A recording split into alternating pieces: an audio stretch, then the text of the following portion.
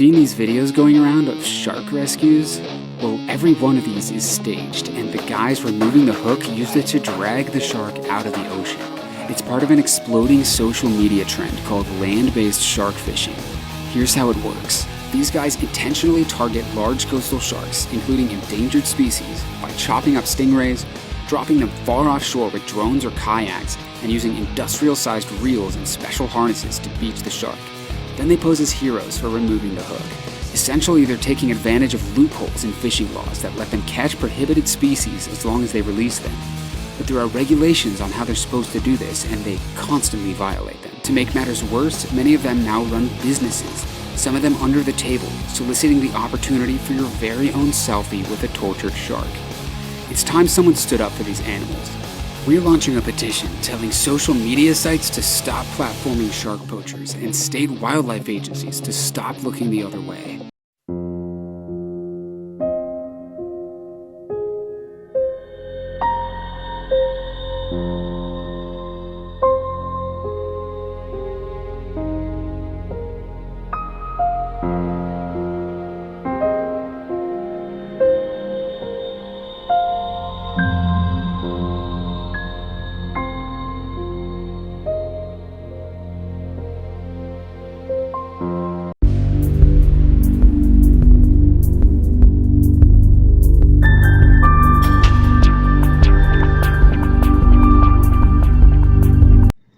Hey guys, welcome back to my YouTube channel. It's me here, Comrade Lavender, and today I want to talk about another animal video, anti-capitalism, true crime animal video. Today I want to talk about the capitalism trend atrocity that's going around, and it is called catch and release for fish and sharks, aka shark poaching, for clicks, social media clicks, and clout, and trends and stuff like that. So let's get started in this YouTube video, but before we get started, all my YouTube videos that are related to this topic right now will be on the screen right now if you'd like to check them out. So let's get started into this video topic. Sharks already face capitalism atrocities on a daily basis. They're fighting against bycatch from the seafood industry and overfishing as a whole from the fishing and seafood industry. Shark fin soup puts sharks, millions of them, at risk every single year, and even more threats to sharks as a whole, such as the polluting, of their biodiversity, marine habitat, and the forever chemicals, and all the plastic pollution going on. And the seafood industry as a whole is rooted in ecocide, putting sharks on the brink of extinction every single day. Shark catch and release, aka shark poaching, is an epidemic that's going on social media right now by wannabe clout chasers who are psychopathic wannabe capitalist pigs and animal abusers who want social media fame and profits. Some of the most popular fishing pages on the internet, whether that be on YouTube or Facebook, etc., openly and routinely violate legal protections for prohibited species, delaying mandatory releases by pulling sharks' gills or entire bodies out of the water to record social media stunts and video content while the shark gasps for oxygen and suffers. What is this issue? What is wrong with this issue exactly? Well, scientific research and studies have demonstrated that the stress of these events, the catch and release, when it comes to fishing for fish and sharks in general, can be deathly to sharks, and in some shark species, such as the critically endangered hammerhead sharks, who are on the, brink of extinction, are one of the most sharks at risk.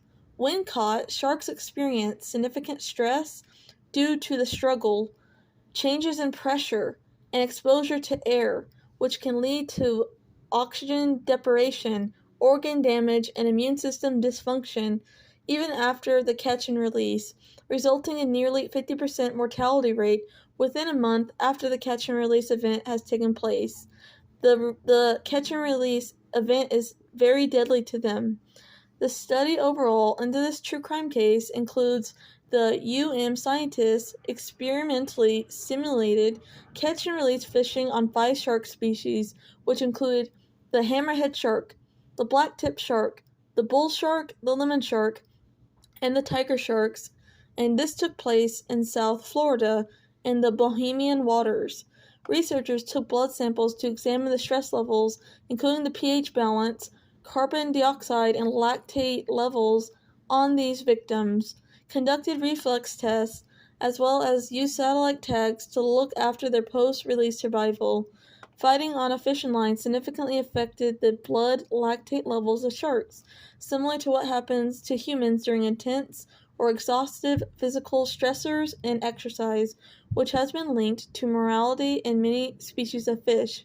The study revealed that even with the minimal degree of fighting on a fishing line, hammerhead sharks exhibited the highest levels of lactic acid buildup of all the species studied, and lactic acid buildup is deadly to crocodiles, to sharks, etc.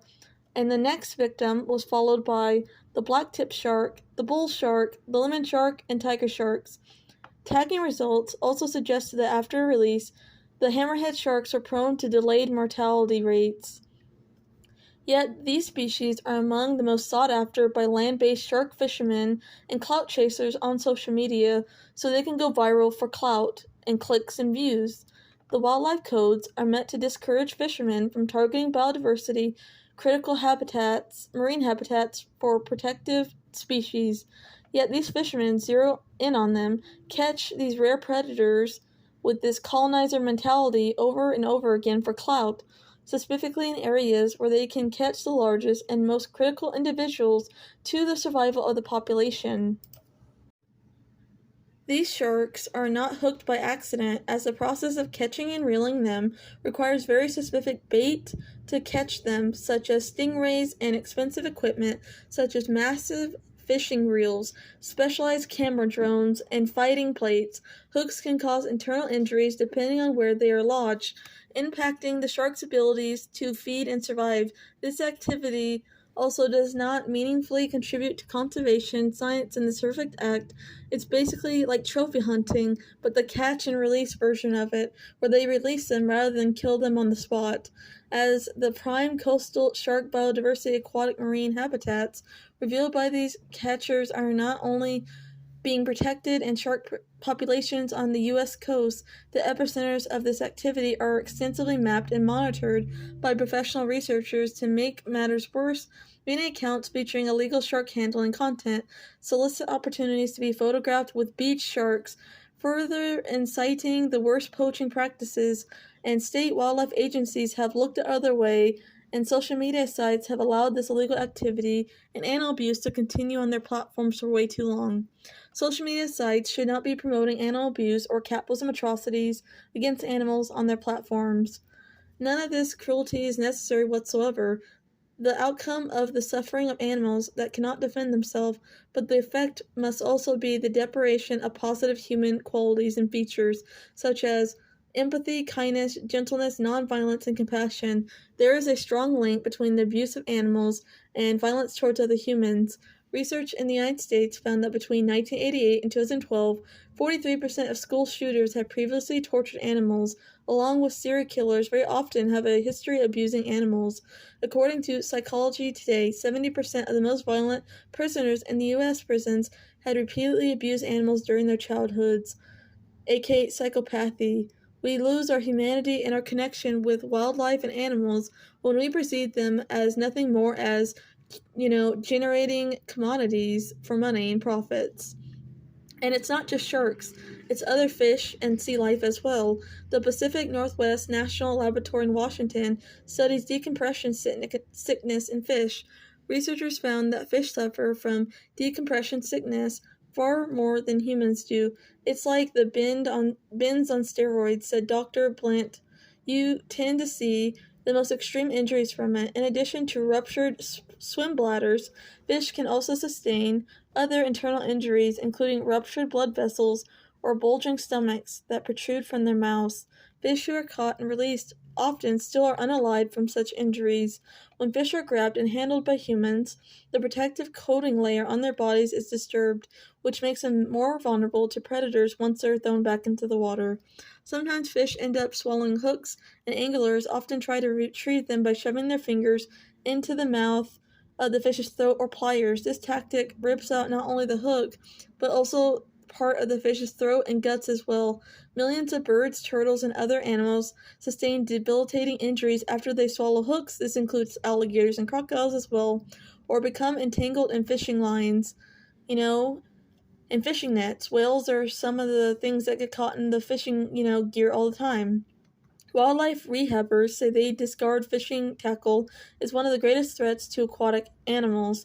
Why torture sea life for fun when there are other wonderful outdoor activities that don't involve capitalism, cause misery, and animal suffering?